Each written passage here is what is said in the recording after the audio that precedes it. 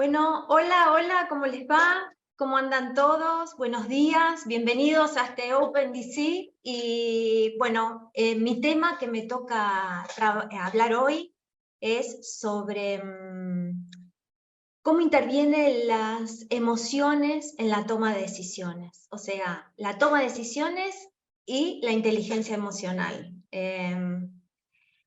Buen día, Abril. Bueno, es imprescindible tener gestión emocional, conocernos a nosotros mismos, saber cómo funcionan nuestras emociones, porque están presentes todo el tiempo.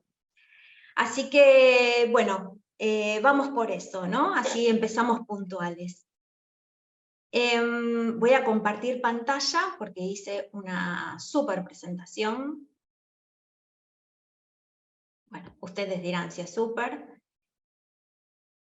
Y ahí estamos. Voy a correr los cuadraditos, así puedo verlos. Acomodo y ya arrancamos. Bueno, la inteligencia emocional en la toma de decisión. En la promesa que había al inicio, era sobre la inteligencia artificial. Yo no sé ustedes, pero yo estoy fascinada con esto de la inteligencia artificial. Entonces lo que hice fue preguntarle en estos juegos que hice, ChatGPT es mi favorita, igual todo lo que me recomiendan entro a ver de qué se trata.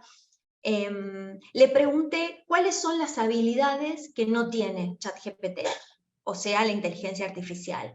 Y me contestó que lo que no tienen son habilidades blandas, ¿bien? Que no tienen emociones, que no tienen capacidad de poder, de resolver conflictos, no tiene liderazgo. Bueno, entonces lo que dije es, qué bueno, porque a mí lo que más me gusta y con lo que más me gusta trabajar es con las habilidades blandas, es poder potenciar a esas personas. Yo soy coach y, bueno, mi nombre es Andrea López Luch y me pueden encontrar en LinkedIn si quieren o en Instagram, siempre trato de publicar cosas como que puedan ser de valor. Y en este sentido es que dije, wow, me encantó, porque ahora, ¿cómo vamos a hacer? La escuela o la educación que tiende a querer que la gente aprenda sobre conocimientos, ahora tiene que la gente aprender a potenciar sus habilidades blandas. Entonces, vamos por la toma de decisión. La toma de decisión, una buena toma de decisión, debe haber muchas formas de tomar decisiones, pero a mí la que más me gusta es la toma de decisión donde lo hago en 7 pasos. Yo ya lo hago mentalmente, pero puedo hacer un proceso en el cual involucra 7 pasos. El primero es identificar y analizar bien el problema. ¿Cuál es el problema? Desmenuzarlo. ¿Cuándo empezó el problema? ¿Cuál es el problema? ¿Qué pasaba cuando no existía ese problema? ¿Cómo era la situación? ¿Qué puedo decir del problema? ¿Involucra a otras personas? ¿Es mío? ¿Está a mi alcance este problema? ¿Me involucra? Bueno, tratar de desmenuzar el problema, hacernos pensamiento, acá interviene el pensamiento crítico sobre nosotros que vamos a hacer, a indagar y analizar cuál es la fuente del problema, qué es lo que sucede con este problema. Después definir los objetivos. Bien, yo tengo este problema y mi objetivo es poder alcanzar, resolver este problema. Para resolver este problema me tengo que plantear un objetivo. Y los objetivos acá tienen como ciertas características. Los objetivos tienen que ser medibles, alcanzables, tienen que ser reales, tienen que ser ecológicos, o sea, siempre saber qué es lo que yo pierdo cuando alcanzo ese objetivo. En toda decisión uno gana cosas y pierde otras, ¿no? Como por ejemplo, si yo estudio, dejo de salir con mis amigos. Si yo hago este open, no puedo estar haciendo otra cosa. Entonces estoy resignando otras cosas para poder hacer esto. O sea, siempre hay cosas que se pierden. En toda elección hay cosas que se pierden y cosas que se ganan. Entonces esto hay que tenerlo siempre muy claro. ¿Qué cosas estoy perdiendo? ¿Son muy valiosas esas cosas que yo estoy perdiendo para perseguir ese objetivo? ¿El objetivo me motiva? porque la motivación es súper importante. Si no estamos motivados, y no tenemos la pasión por conseguir eso, difícilmente podamos sostener esa fuerza que nos va a mantener con ganas de conseguir ese objetivo. Entonces, ahí cómo va la definición del objetivo. Entonces, pongo un objetivo que lo puedo medir en el tiempo, que puedo ir sabiendo de qué forma lo voy cumpliendo. O sea, yo puedo decir, yo a 2 meses quiero llegar a hacer tal situación, pero también para saber la temperatura de si lo voy logrando, hacerme pequeñas metas para saber y yo poder ir calculando o recalculando si es que lo voy consiguiendo o no. Después de que definimos el objetivo, tenemos que generar alternativas, muchas ideas. Acá interviene la creatividad. La creatividad como pensamiento divergente, hacer una lluvia de ideas, cuantas más ideas mejor, alocadas, traer de nuestra competencia o ver cómo otras personas que son fuente de inspiración para nosotros, cómo lograron eso que yo quiero lograr. Poder traer inclusive de otras cosas que no tengan nada que ver. Hay algo que me inspiró, pero no tiene nada que ver con lo mío, pero por ahí yo me puedo llegar a inspirar en eso y ver de qué forma lo puedo adaptar para poder aplicarlo en mí. Entonces, acá se hace una lluvia de ideas, cuantas más ideas mejor, y este es el pensamiento divergente. Después viene la selección y la evaluación de alternativas. La selección y evaluación de alternativas es el pensamiento convergente. Bien, el pensamiento convergente es cuando yo ya tengo que filtrar todas estas ideas que tuve por algunas características, o las voy a pasar por un tamiz. Digamos, yo tengo determinadas condiciones con las que puedo aplicar esta lluvia de ideas, ¿no? Por ejemplo, pueden ser una limitación de recursos, o una limitación de dinero, o una limitación de tiempo. Entonces, yo para poder alcanzar y para poder poner en práctica esta decisión, tengo tanto tiempo, tengo tanto dinero, tengo tantos recursos. Entonces, hacer una lista de los criterios por los cuales yo voy a tamizar toda esta lluvia de ideas que tuve en el punto 3. Y después de ahí viene la toma de decisión. ¿Cuál voy a elegir? ¿Cuáles de todas estas ideas que ya pasaron por los criterios que yo tenía, voy a elegir? Y acá siempre sucede que para tomar una decisión, para poder elegir cuál es la estrategia que voy a tomar, se necesitan, más que se necesitan ciertas herramientas y habilidades. Bien, habilidades que tienen que ver, y acá entramos en el mundo de la inteligencia emocional o de las soft skills, también como decía, la inteligencia emocional es una soft skill, es una habilidad blanda, como le dicen blanda, no sé por qué le dicen blanda, pero blanda, pero entre otras habilidades, como las habilidades, por ejemplo, la de analizar información. Cuando tomamos una decisión, necesitamos tener información, mucha información, recopilar datos, analizar, comprender cuáles son los datos que estoy teniendo. Para eso lo hicimos en el punto 1 o 2, cuando vimos la definición y análisis del problema. Acá buscamos un montón de información que nos sirve para poder entender el problema. Entonces, poder recopilar esa información, poder analizar esa información es una habilidad, ¿bien? Pensamiento crítico. Esto es cuestionar nuestros supuestos, o sea, cuestionar lo que venimos pensando. Todos tenemos creencias, tenemos pensamientos, tenemos valores, pues cosas que pensamos que son de determinada forma. Bueno, cuestionarnos eso. ¿Aplica para esta oportunidad? ¿Puedo ser flexible, adaptarme o ver otras opciones? ¿Puedo adaptarme a otras posibilidades? Cuanto más abiertos y más flexibles seamos, más riqueza vamos a tener en la cantidad de posibilidades para poder tomar una decisión. Bien, si nosotros siempre pensamos en una situación y que la resolvemos de la misma forma, siempre vamos a obtener los mismos resultados. Y la idea es tomar la decisión más óptima, no siempre la misma, sino la más óptima. A veces la más óptima no es la que más, la más confortable, porque salir de la zona de confort y aventurarse a aprender a caminar o a arriesgarse, tiene una cierta adrenalina. Pero la realidad es que a veces la adrenalina es parte de las buenas decisiones. Tener creatividad. Bueno, para poder hacer una lluvia de ideas, para poder generar ideas nuevas, es importante tener creatividad. La creatividad, todos tenemos creatividad. Absolutamente todas las personas nacimos de serie con creatividad. Lo que sucede es que es algo que tenemos que entrenar. A veces nosotros tenemos estos pensamientos que creemos que no somos creativos, pero no es así. Todas las personas son creativas.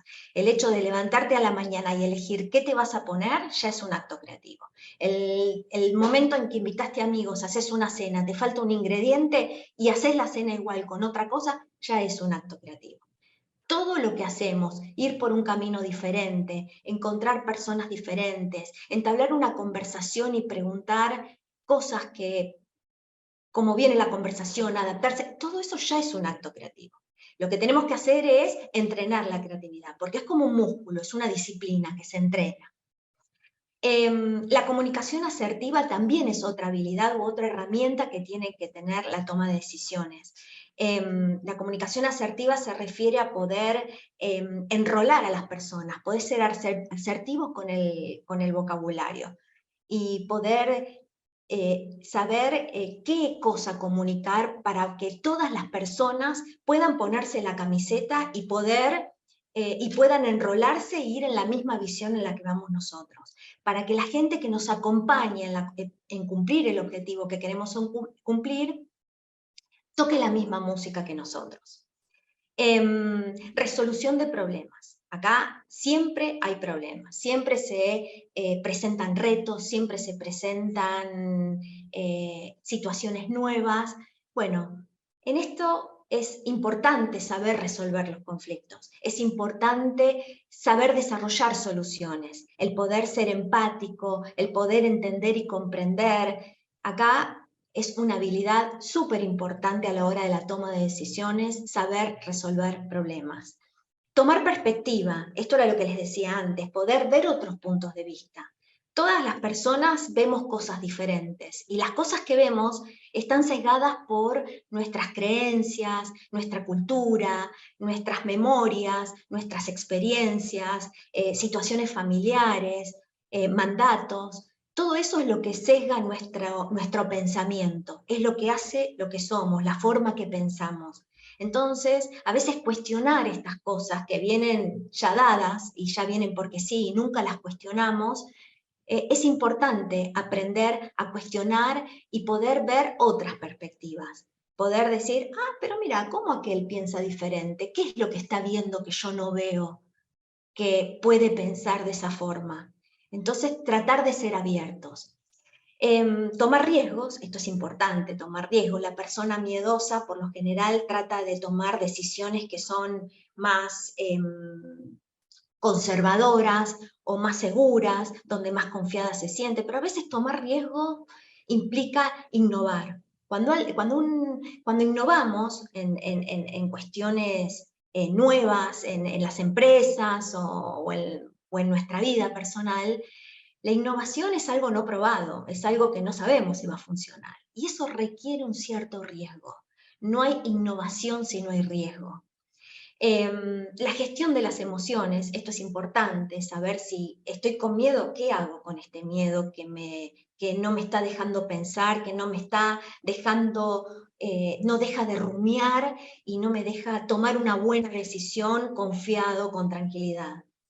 El liderazgo, ¿no? El liderazgo es una habilidad de saber enrolar a los demás, de acompasar y poder liderar y hacer que los demás hagan lo que yo estoy planteando, que todos me acompañen y yo pueda acompañarlos en poder cumplir ese objetivo. Y la adaptabilidad, esto es la flexibilidad y adaptarse a las circunstancias, porque no, casi nunca, sucede lo que pensamos que va a suceder. El entorno hace lo suyo. y la vida sucede sin pedir permiso y nosotros nos tenemos que adaptar, porque las personas exitosas, las empresas exitosas, las buenas tomas de decisión son aquellas que se adaptan al entorno. ¿Bien? Estas son las habilidades que ChatGPT no tiene, entonces yo estoy flipada con esto, como dicen los españoles, con esta situación.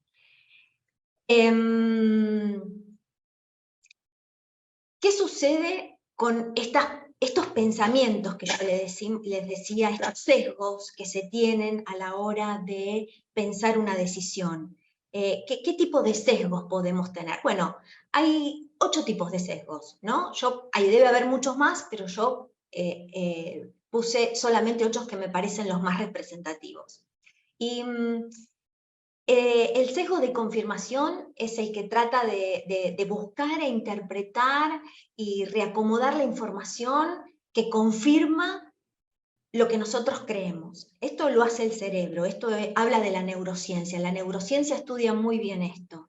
Cuando nosotros hacemos foco en algo, por lo general nuestro cerebro selecciona solo desde el inconsciente aquellas cosas que van a confirmar eso que yo estoy pensando. Bien, a mí me pasaba que cuando yo quedé embarazada de mi primera hija, veía en el barrio todas las mujeres embarazadas. Yo digo, chau, se embarazan todas al mismo tiempo, ¿qué pasó acá? No, es que el cerebro va seleccionando y va buscando aquello en lo que hacemos foco. Pero esto es inconsciente, lo hacemos así. Cuando estamos buscando comprar algo, lo empezamos a ver en distintos lados. Cuando descubrimos descubrimos un modelo de auto que nos gusta, lo empezamos a ver por todos lados. Y antes capaz que nunca lo veíamos, pero es un modelo viejo. ¿Cómo es que no lo veíamos? Porque el cerebro solo, inconscientemente, empieza a hacer foco en aquello en lo que nosotros creemos. Entonces, un sesgo es que si yo creo que esta decisión que estoy tomando está basada en algo que yo creo que es real, el cerebro solo, inconscientemente, va a buscar todo aquello que confirme eso que yo estoy creyendo.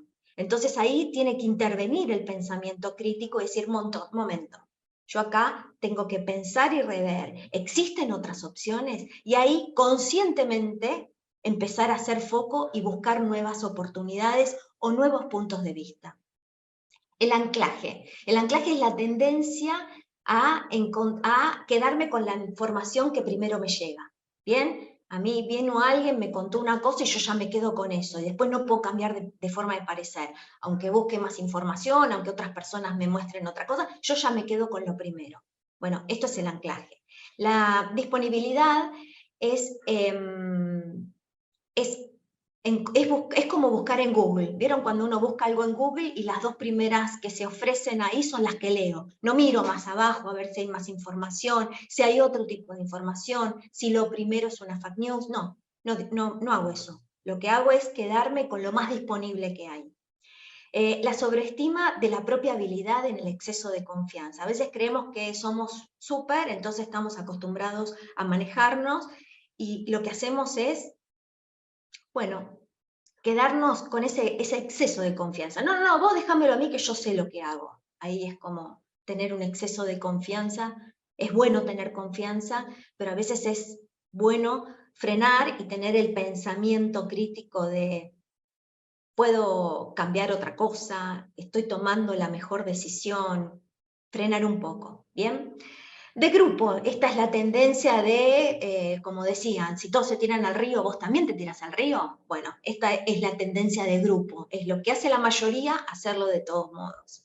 La aversión a la pérdida, esas personas que toman esa decisión en base a no querer perder, ¿no? Esto es muy caro, no lo quiero hacer porque es muy caro. No, espera, es caro, sí, pero capaz que lo que te está dando vos lo vas a poder recuperar por otro lado. Esto capaz que es una inversión a futuro, a largo plazo, esto lo vas a poder capitalizar, vas a tener un retorno. Entonces, siempre esto de hacer foco en lo que se pierde y no en lo que podés llegar a ganar o en el potencial de lo que podés llegar a ganar, a veces es un sesgo en la toma de decisión que nos deja como más cortos en la decisión. Retrospectiva.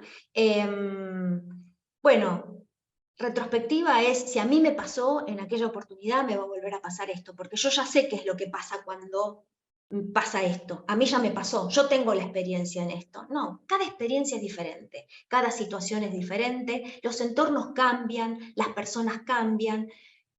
Cada experiencia es única e irrepetible. Entonces, tener la experiencia es bueno, pero ojo, no quedarte con solamente la decisión en base a esa experiencia. Representatividad es la tendencia eh, que tenga representación en el lugar o en datos estadísticos. Si la estadística dice que la mayoría hace esto, yo hago esto. O la estadística dice que tal tendencia va en suba, entonces yo me subo a esa ola. A veces lo que queda afuera es nuestro nicho, o lo que queda afuera de lo que la tendencia dice es donde nosotros mejor nos vamos a manejar. De hecho, la innovación no tiene que ver con la tendencia, la innovación es hacer algo completamente diferente. Bueno, estos son los sesgos más comunes al momento de tomar una decisión. Me gustaría, si en el chat pueden comentar, si se identifican con algunos de estos sesgos, voy a dejar de compartir y me gustaría leerlos, que me digan en qué sesgos se sienten identificados. Bien, si se sienten identificados, obviamente. A ver. Totalmente, aversión a la pérdida, muy bien, esa es común, siempre estar evaluando qué es retrospectiva, bien. Es bueno, es súper, súper bueno poder conocernos. Y este Open apunta al autoconocimiento, a conocernos cómo operamos nosotros. Ojo, yo tengo este sesgo que lo tengo natural en mí y lo hago aversión a la pérdida o hago en retrospectiva. Bien, como yo sé que yo baso mis decisiones en esto, siempre antes de tomar la decisión frenar y decir, ¿estoy basando la decisión en este sesgo? ¿Estoy haciendo esto? Y solamente eso, solamente cuestionarme alguna vez si estoy cayendo en eso. Solamente eso es conocernos, saber cómo es que lo hacemos impulsivamente. Retrospectiva, el cerebro comienza a abrir todos los archivos del pasado para una situación similar. Esto es re común, pero esto lo hace el cerebro en automático, porque el cerebro no está diseñado para pensar. Pensar es lo que más energía le lleva al cuerpo, es lo que más energía se lleva, pensar. Yo cuando era chica, mi mamá me decía, ay, ¿estás cansada de qué? Si no hambriaste bolsas en el puerto. Bueno, la actividad física no cansa tanto como el pensar, el crear. Esto agota verdaderamente al cuerpo. Lo que más agota es el llanto. Pero lo segundo es pensar, es crear. Y el cerebro siempre trata de ahorrar energía para poder ponerla a disposición cuando hay alguna amenaza, cuando hay algún ataque y tenemos que correr para huir o defendernos. Entonces, siempre el cerebro el cerebro es vago en ese sentido. Por eso tanta gente cae en la procrastinación y esto es porque el cerebro tiende a procrastinar. En el de grupo, muy bien, eso, cuando uno cae en el sesgo de grupo es porque quiere ser aceptado, quiere ser reconocido, ¿bien? Y eso es importante saber que caemos en eso. Varios de ellos, sobre todo el anclaje, ¿bien?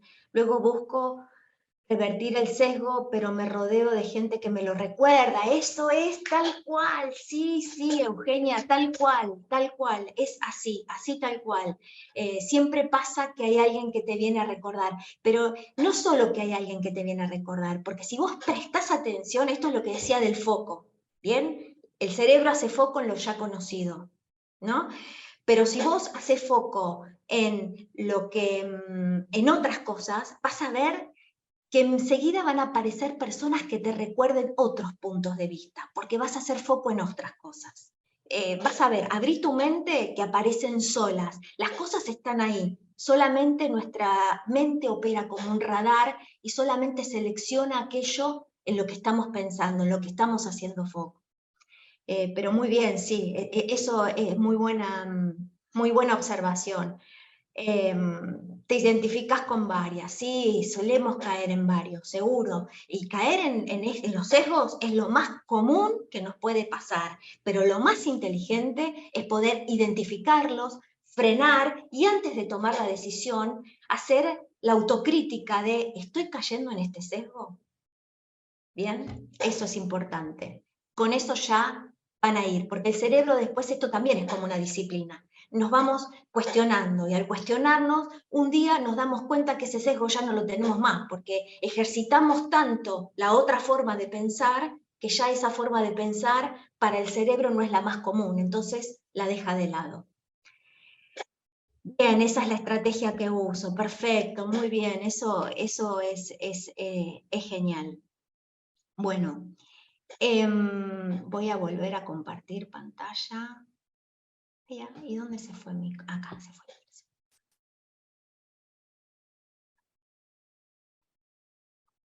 Bien.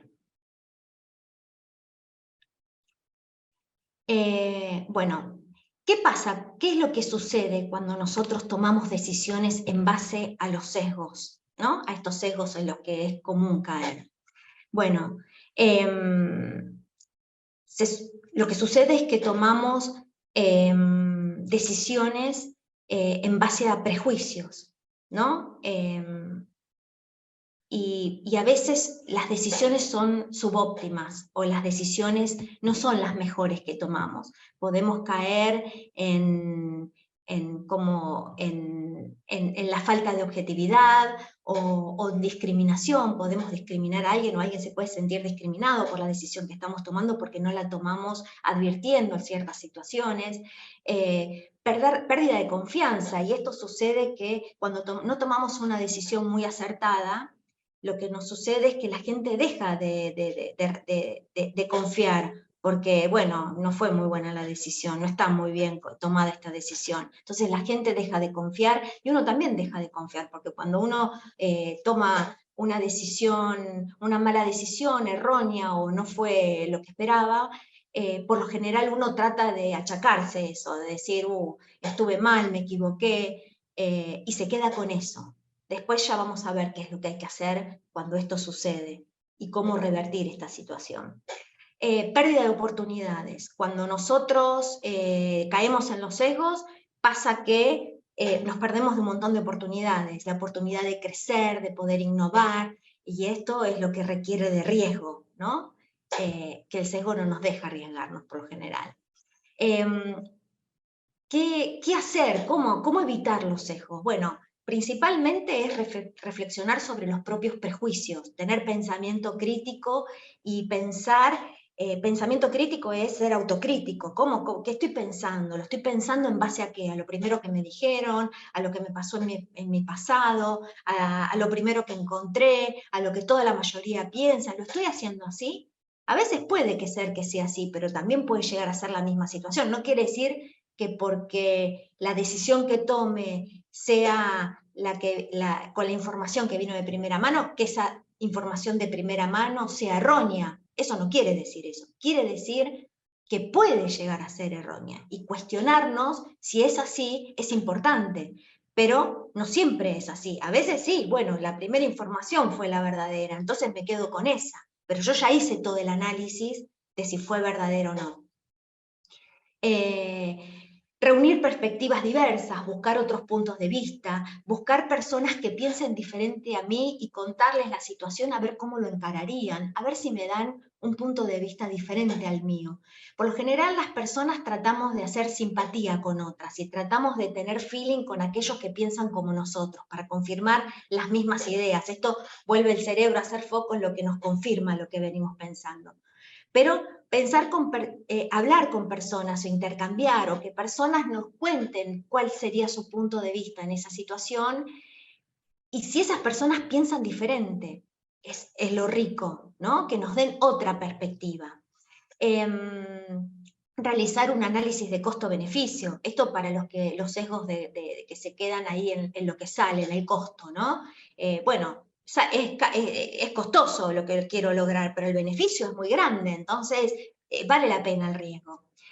Utilizar datos de evidencia, siempre cuestionar si lo que estamos pensando es lo que creemos que es, o realmente hay hechos que avalan esa situación. ¿Son datos o son cosas que dicen, y es opinión, no es un hecho lo que estamos hablando?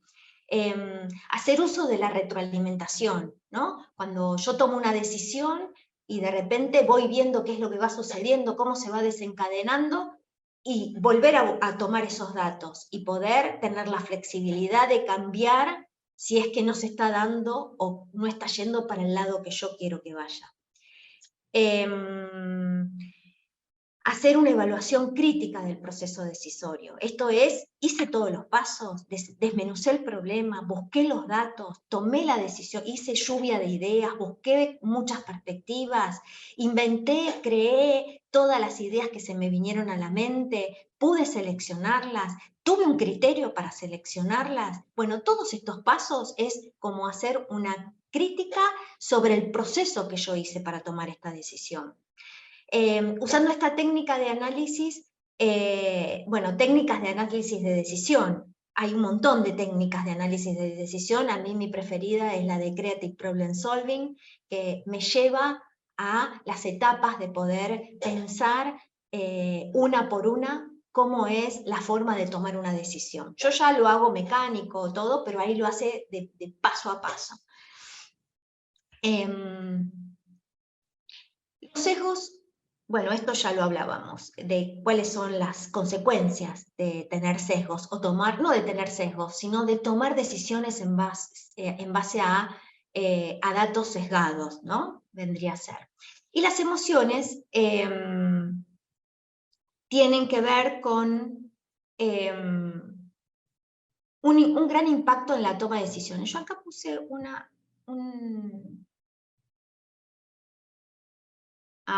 este hombre que yo lo amo. Momento. Esperen, porque tengo que dejar de compartir para que ustedes puedan escuchar el video. Ahí está. Y voy a compartir con el audio, compartir con sonido. Así pueden ver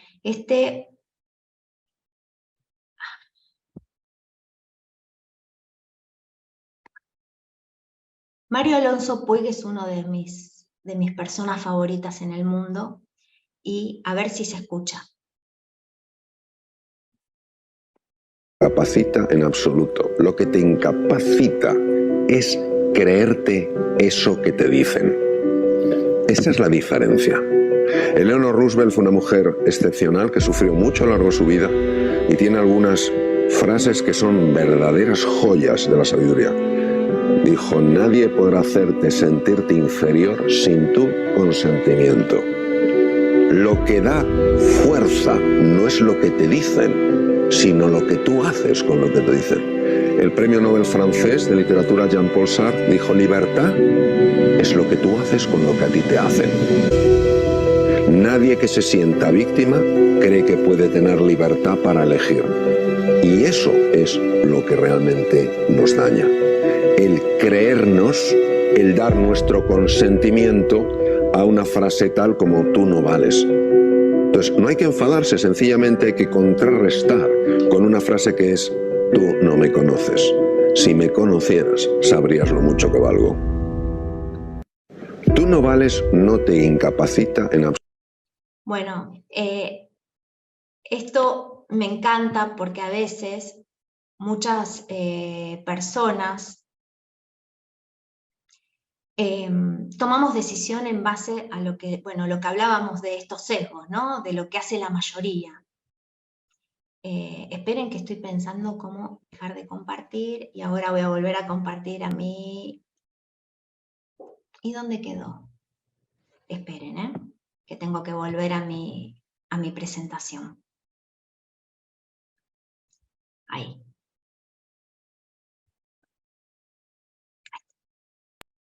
Bueno, Mario Alonso Puig siempre habla de cuando le damos valor a otros, ¿no? Cómo es que nos sentimos cuando otros nos dicen tu idea no es buena, o tu decisión no es buena, o lo que vos estás diciendo no vale, o a mí no me importa. Y él habla de que las decisiones o el valor de las personas, pero él habla en este caso del valor, pero podemos hablar de la decisión que tomamos, es algo interno. ¿Bien? Y no tiene que ver con que otros nos tengan que validar sobre eso que estamos haciendo o decidimos hacer. No esperemos validación de la afuera, ¿bien? La decisión tiene que ser interna. ¿Y por qué tiene que ser interna? Acá quiero como contarles que una buena toma de decisión requiere de estar alineados entre lo que sabemos, lo que sentimos, lo que queremos y lo que hacemos. Estar alineados es súper elemental. ¿Por qué? Porque tenemos que saber lo que queremos y cómo hacer lo que hacemos. Tenemos que querer eso a lo que estamos persiguiendo y tenemos que saber hacer eso. Nuestra acción tiene que acompañar aquello que pensamos y que sentimos. Cuando nosotros lo sabemos hacer, pero sabemos que lo tenemos que hacer, pero no lo queremos hacer, ahí hay un cortocircuito y una tensión interna que me hace hacer las cosas a medias. No sé si les pasa, me gustaría que en el chat pongan si a ustedes les pasa de que a veces toman decisiones que no están del todo conformes, que saben que lo tienen que hacer, pero no quieren hacerlo. Entonces esa tensión les impide poder, muchas veces me pasa, claro, porque esto tiene que ver con que tenemos que estar alineados entre lo que pensamos, lo que sentimos y lo que hacemos. Muchas veces decimos cosas que no pensamos, o muchas veces hacemos cosas que ni pensamos ni queremos hacer. Y todo eso nos lleva a un matete, a que las cosas no salgan bien, a que las decisiones no estén bien alineadas, a que no podamos enrolarnos ni siquiera nosotros mismos en esa decisión que decidimos emprender. Entonces, qué importante es que lo que queremos hacer, sepamos qué es lo que queremos, que querramos con el corazón aquello que estamos decididos a hacer y que hagamos en consecuencia todo aquello que sea en pos de eso que pensamos y que queremos hacer. ¿Bien? Sentí presión de sacar un vuelo y no estaba segura. Entonces me senté, pensé y dije, no está fluyendo. Bien, Caro, puede suceder que no esté fluyendo, pero a veces tenés que saber reconocer si esto es miedo, si es el miedo que te está impidiendo tomar esa decisión. Si tomar un vuelo es una situación arriesgada para vos, puede llegar a ser que lo que sea es miedo. Vos tenés que revisar si lo que querés es lo que pensás que tenés que hacer. Y si lo querés, pero te da miedo, ahí ya hay otra cosa interviniendo. No siempre las cosas fluyen. En toda toma de decisión, el riesgo no es algo que fluya. Las personas que no están acostumbradas a tomar riesgos, no les fluye el riesgo. Y las personas que están acostumbradas a tomar riesgos, parar, hacer un pensamiento crítico y pensar, recoleccionar datos, analizarlos, esas personas que toman decisiones por impulso, tampoco les fluye el pensamiento crítico. Pasaba que no lo sentía, perfecto, claro, entonces si no lo sentías, ahí no estás en equilibrio, no está, como vos decís, fluyendo. Y las mejores tomas de decisión son aquellas donde fluye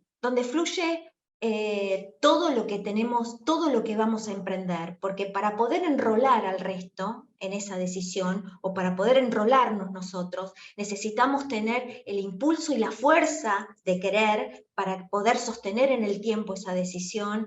Tenemos que saber cómo hacerlo, armar una estrategia, pensar qué es lo más, estar convencidos de que eso es lo más óptimo, e ir en consecuencia haciendo eso que pensamos y que sentimos, ¿no? Plan de la mariposa, debemos alinear lo racional, lo afectivo y lo emotivo. Sí, yo no sé si lo debemos alinear. Es solamente la percepción de, ¿está alineado?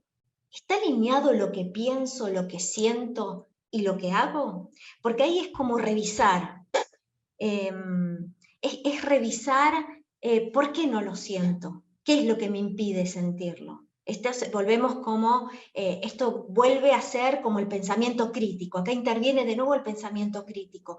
¿Por qué es que no lo hago? ¿Por qué es que me siento de tal forma? ¿Qué es lo que me impide hacerlo? ¿Qué es lo que me impide sentirlo de esta manera? ¿O qué es lo que me impide pensar de esta forma si yo lo estoy sintiendo así? ¿No? Cuestionarnos qué es lo que nos está pasando internamente que no podemos estar alineados, ¿bien? Siempre buscar estar alineados, porque cuando estamos alineados, la toma de la decisión va con más fuerza, ¿bien? Va con toda la energía, con todo lo que hay que hacer, con las ganas y con todo construido, organizado y planificado para que eso suceda.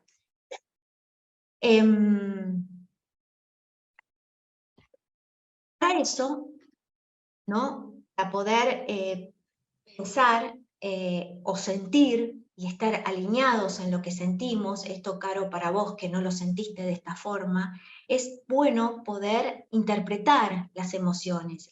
Las emociones intervienen en todo momento, ¿no? En todo momento. Ahora en este momento yo estoy entusiasmada y esta es mi emoción, el entusiasmo, y espero poder contagiarlo.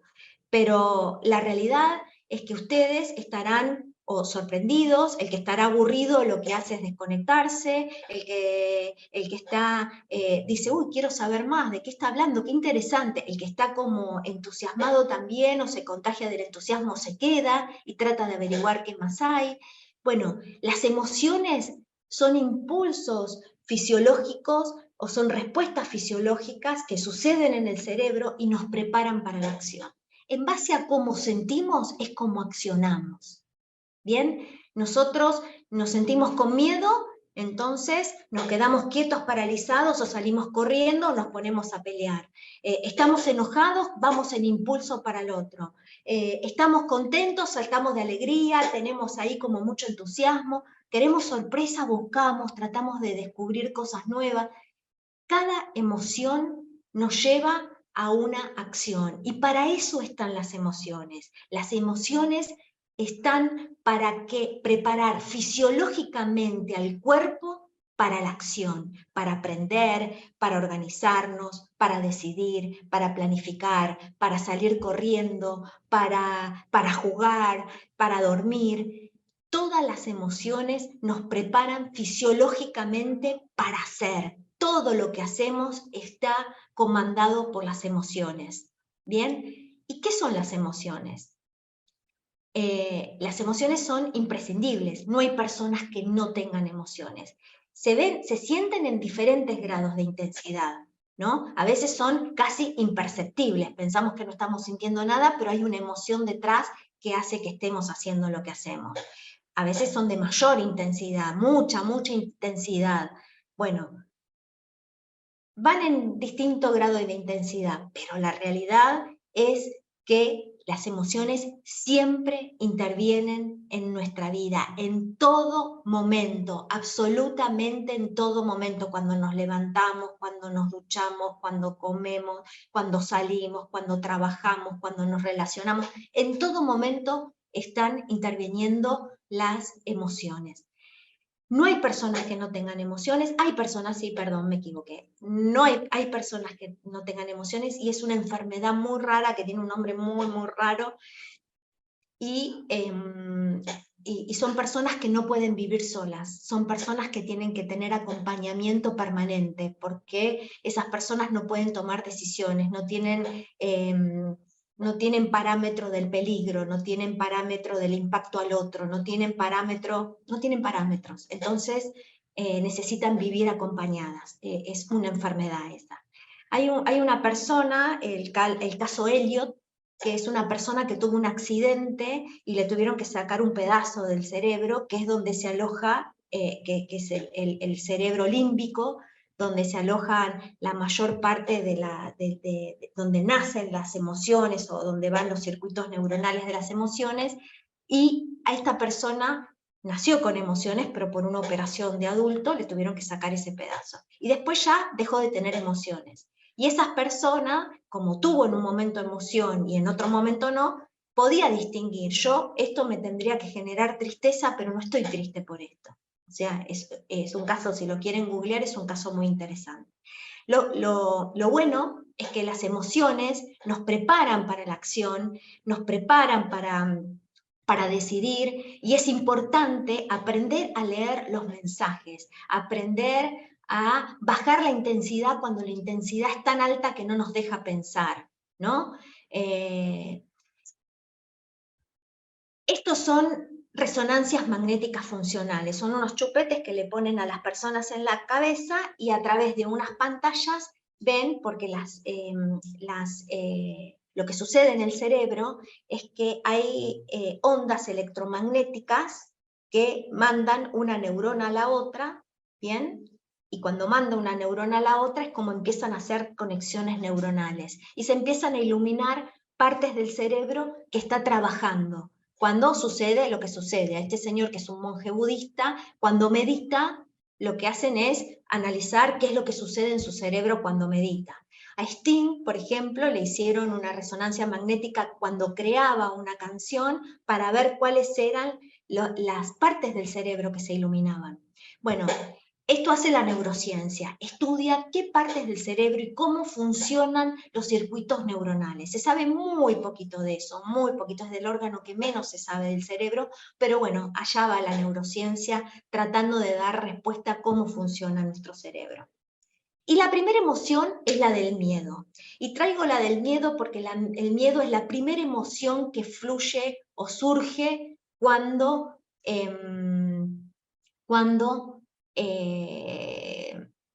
cuando nos sucede algo. Bien, acá me gustaría leer en el chat que es como alguien fuere maníaco depresivo. Como alguien fuere maníaco psicópata, no tiene emociones, sí tiene emociones. Lo que pasa es que no, las tiene como reprimidas. Y bueno, igual ahí como que ya es un tema más que tiene que ver con la psicología, ¿no? Y no me gustaría entrar porque yo no soy psicóloga, ¿no? Así que me retracto y digo, no sé qué es lo que sucede, pero sí, la neurociencia dice que todas las personas tienen emociones. Aún así los psicópatas, aún así maníacos, bueno, todas las enfermedades, todas las personas tienen emociones. No sé cuáles, no sé cómo será el comportamiento, pero bueno, eso debe tener que ver con otra cosa. Ahí ya, no es mi terreno. Bueno, el miedo. El miedo, hay una persona que se dedicó a hacer como... ¿cómo les puedo decir? Como un universo de emociones, y hizo todo, lo pueden googlear, universo de emociones, y es todo un mapa de universos donde hizo manchas con las principales emociones, y empezó a hacer cruces entre una emoción y la otra. Vieron que yo les dije, las emociones tienen distinta temperatura y a veces se mezclan con otras. Bueno, acá son todas las emociones que están cerca del miedo, ¿no? El susto, la alarma, la fobia, el terror, la coacción, el pánico, el horror, el terror, el temor, el espanto, toda la fobia, todo esto son emociones que están muy cercanas a la emoción del miedo. ¿Y qué sucede? Les había dicho que el miedo es la emoción primera que surge, porque en la evolución de la especie, en la evolución de las especies, tenemos millones de años desde que el primer cerebro empezó a evolucionar y a mutar en otros animales, y el primer cerebro, que es el que compartimos con todas las especies, es el cerebro reptiliano. Y el cerebro reptiliano es el que nos lo tenemos para aprender a sobrevivir. No aprender a sobrevivir, sino adaptarnos al entorno y poder sobrevivir. El cerebro reptiliano lo que hace es ponernos en alerta, ¿no? Para prepararnos para el ataque, la huida o la defensa. Cuando vemos un animal que nos viene a comer, lo que hace, lo primero que salta, lo primero que sale, o la emoción primaria, es la del miedo, para que vos puedas salir corriendo y no te mate ese animal. Bueno, eso en todas las especies surgió, y en la evolución del hombre, que los animales vienen evolucionando, estamos como seres humanos hace más o menos más de 160.000 años del Homo erectus, y ahí empezaron los primeros cerebros pensantes, o se sabe, o por lo menos así es como se traza en la antropología. ¿Qué pasa? Este primer instinto, esta primer emoción, es la que primero sale, ¿no? Primero el cerebro lo que hace es, cuando recibe información del entorno, por los sentidos de la vista, de los oídos, del tacto, del olfato, es la alarma, ¿bien? Es poder sentirnos si tenemos miedo, si eso que estamos percibiendo nos da miedo. Bueno, si eso que estamos percibiendo nos da miedo, es como que nos prepara para la acción. Esto habíamos dicho que eran impulsos fisiológicos que nos preparan para la acción, nos prepara para atacar, para huir o para defendernos. Y lo que hace esto es bloquear nuestro sistema de neocórtex. Y nuestro sistema de neocórtex es el otro, que cierro, que abro porque tengo frío o calor. El primer cerebro les había dicho que era el reptiliano. El segundo, que lo envuelve, es el límbico, que es donde se alojan las emociones. Y el tercero, el cerebro que lo recubre, que es en la totalidad, que está más afuera, que es el que conocemos como cerebro pensante, racional. Y es el cerebro que tiene que ver con la memoria ejecutiva, con las acciones, con el pensamiento, la lógica, con el lenguaje, con la creatividad. Bueno, ahí está alojado el pensamiento, que le llamamos pensamiento. ¿Bien? ¿Qué sucede? Cuando el reptiliano tiene miedo porque piensa que hay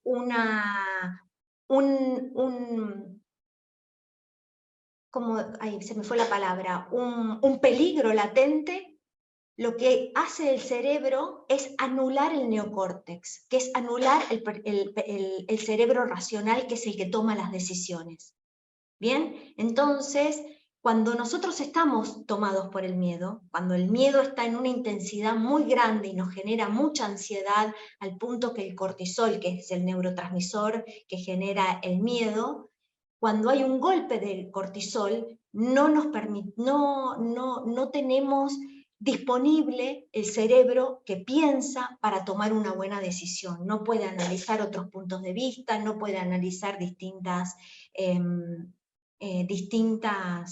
opciones, no puede tener un criterio, no podemos planificar, organizarnos, no podemos tener pensamiento crítico cuando estamos tomados por el miedo, porque esto fisiológicamente sucede para mantenernos con vida. Si viene un león a comerme en la época de las cavernas, ese león, yo no puedo estar pensando, uy, costo-beneficio, ¿me conviene subir a aquel árbol o me conviene correr hacia aquella piedra? Voy a ver, estoy sesgada por la...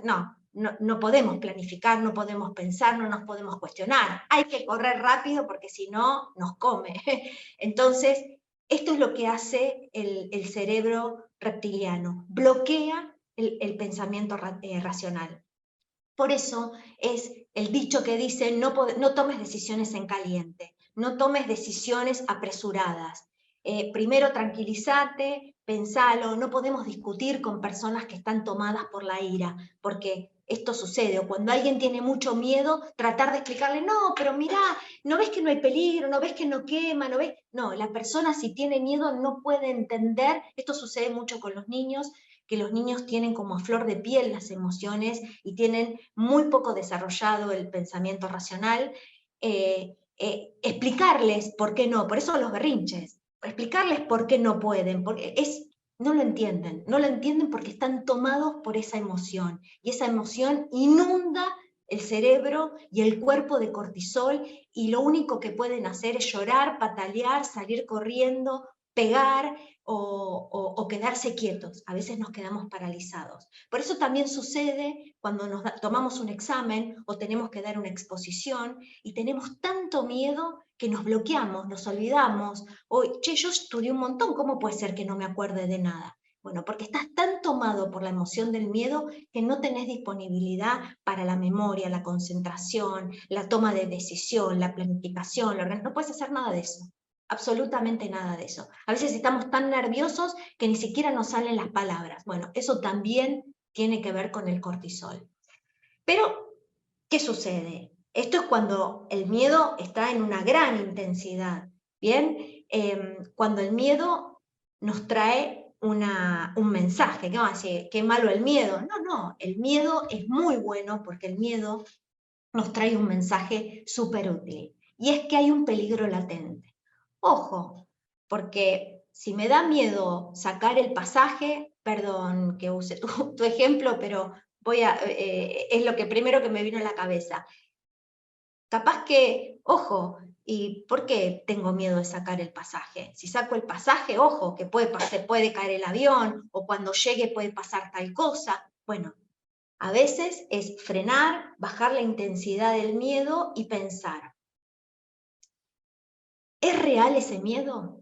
O sea, ¿es un león que viene corriendo a atacarme? No, no es un león que viene corriendo a atacarme. Bueno, entonces, ¿qué es? Bueno, ¿qué es lo que me da miedo? Me da miedo que posiblemente pueda llegar a suceder tal cosa. Bueno, ¿qué plan de contingencia puedo armar para si eventualmente aquello que yo pienso que va a suceder sucediera? ¿Qué es lo que puedo hacer?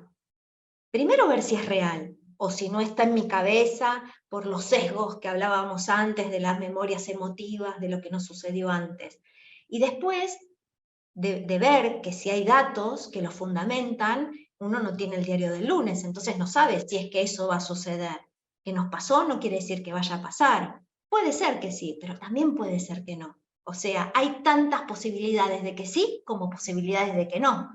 Entonces, ¿qué es lo que hago? El miedo nos advierte de un peligro. Y ese peligro es súper importante tenerlo en cuenta, porque en base a esos peligros o esas situaciones que yo veo como riesgosas, es como yo voy a armar un plan de contingencia o una estrategia para evitar que eso suceda. O que si eso sucede, yo ya tengo un plan B para sacar y poder como minimizar las consecuencias no deseadas. Bien, entonces el miedo es súper importante porque nos advierte de un peligro.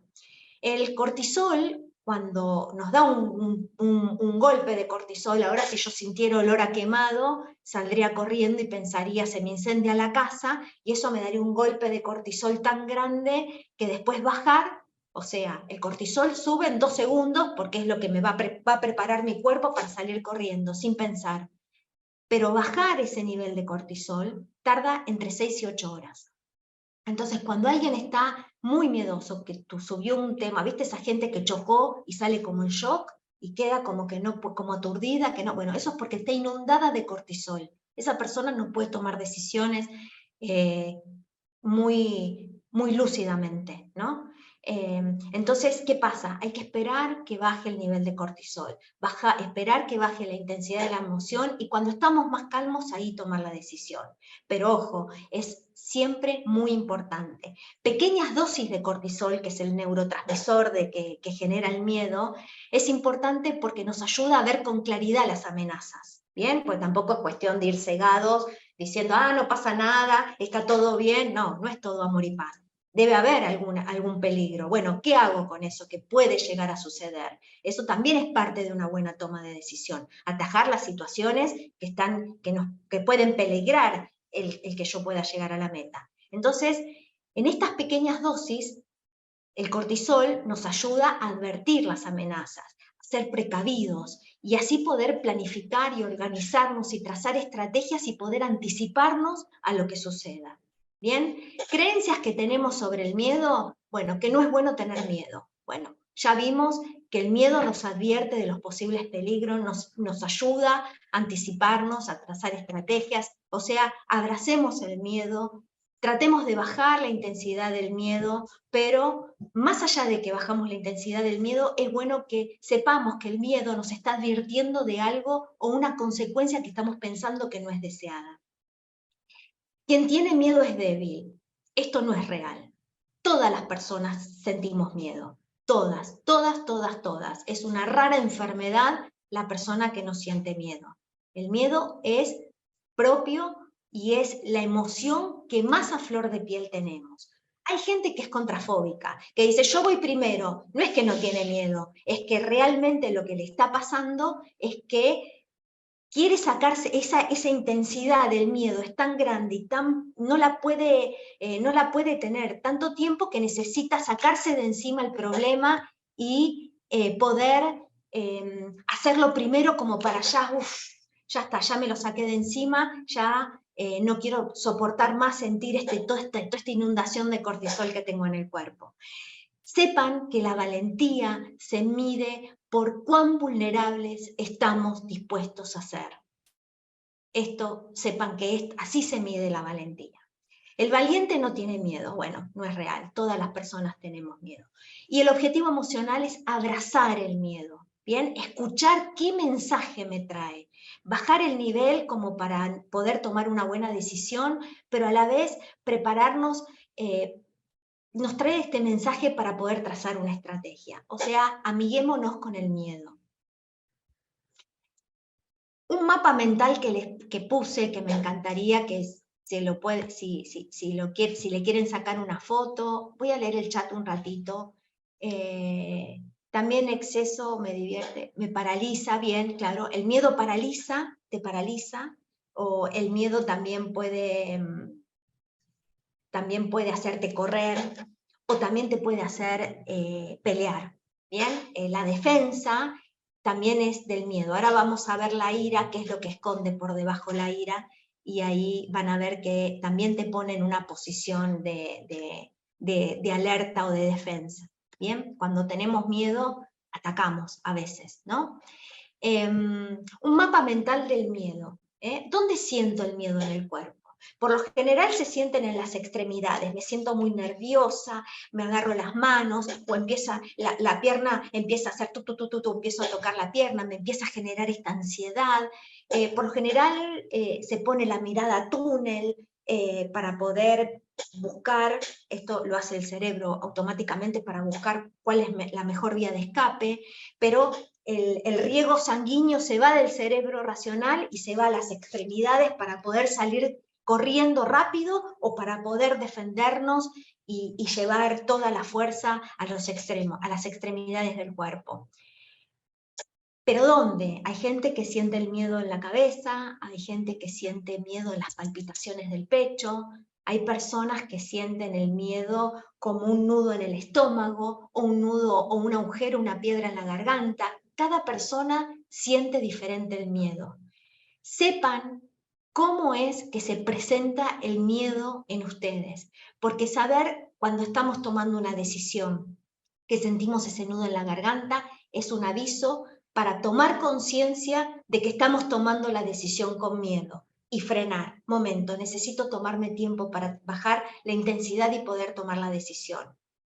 Cuando sentimos ese nudo, tengo que tomar la decisión, pero hace días que no puedo comer porque tengo un nudo en el estómago. Bueno, ahí es miedo. Si sabemos que así se comporta el miedo en nosotros, es esto, o dejar de comer. Yo, por ejemplo, cuando estoy nerviosa o tengo miedo o ansiedad, no puedo comer nada. Entonces, cuando ya me pasa que no puedo comer, empiezo a revisar qué es lo que me da miedo, a qué le temo, ¿es real? ¿No es real? Y empiezo a cuestionarme, porque mi cuerpo me está avisando de que estoy teniendo miedo a algo, que posiblemente mi cuerpo tenga miedo a algo que puede ser real como puede no ser real. puede ser que sea algo que yo no tuve en consideración y mi inconsciente lo vio, o puede ser algo que mi inconsciente lo asoció con cosas pasadas, pero no es un miedo real en el ahora, ¿sí? O sea, que lo sienta no quiere decir que es real. Lo que yo siento es solamente lo que mi cerebro interpretó de lo que está sucediendo en el entorno. Bien, yo veo una amenaza y tengo que pensar, ¿es una amenaza o no es una amenaza? Tengo que hacer el pensamiento crítico. Puede ser que no sea real. Lo que hace el cerebro es interpretar y ahí prepara fisiológicamente el cuerpo con una emoción para que puedas accionar. ¿Cómo reacciono cuando tengo miedo? ¿No? Me paralizo, ahí decían en el chat, me paralizo. A ver, ¿quieren tirar algo más? ¿Qué otras cosas sienten? ¿Qué cosas hacen cuando tienen miedo? ¿Qué, se paralizan? Salen corriendo, se ponen a pelear, mucha gente se pone a pelear, se pone a la defensiva y empieza a pelear, ¿no? Cuando tiene miedo, ¿no? Pienso mucho, no tomo decisiones, me pongo a hacer más cosas, pasan 1000 pensamientos. Sí, pero ¿cuál es la reacción que tienen cuando están con miedo? ¿Se quedan paralizados o caminar para todos lados? Claro, ahí es como querer descargar ese miedo, ¿no? La procrastinación, claro, la procrastinación es tender a quedarse paralizado, quieto, básicamente no avanzo, también quieto, escapar, bien, escapar es huir, pero es propio del cerebro, esto es lo más natural. Ser conscientes de cómo actuamos cuando tenemos miedo es el ABC para una buena toma de decisión.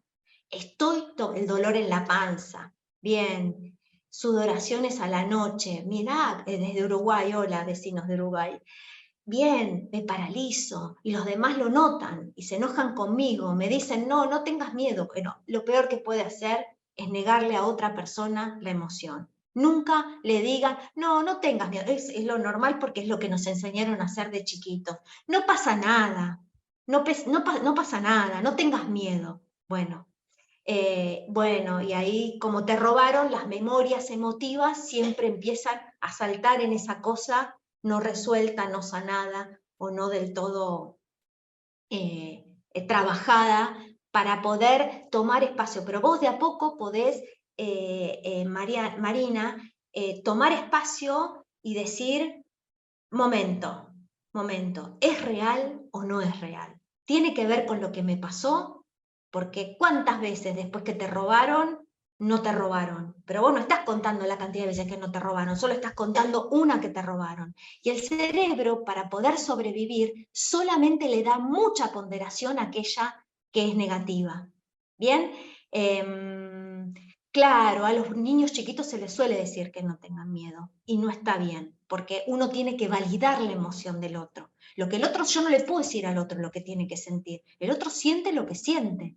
Lo que lo podemos ayudar y acompañar es en que piense distintos puntos de vista, que pueda integrar más formas de pensar, que pueda ver más lugares. Pero cuando estamos tomados por el miedo, recuerden que no podemos razonar nada. Entonces, ahí es al Pepe decirles a las personas, no sientas, o mira que no pasa nada, mira de qué tenés miedo, reírse. No hay que hacer eso.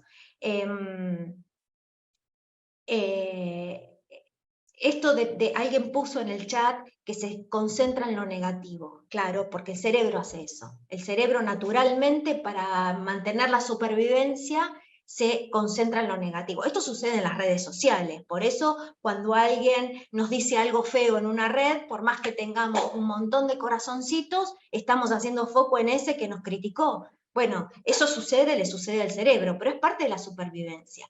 Entonces, saber que existe ese sesgo, saber tengo un montón de corazoncitos, ¿por qué me concentro en uno que dijo, uno no puede gustarle a todo el mundo? Es lo más normal del mundo. Soltar aquello. Uno no tiene por qué gustar a todo el mundo. Es más, hay personas a las que mejor no gustar, porque no sería una buena señal para mí gustarle a esas personas. Entonces, esto es tener conciencia de uno mismo.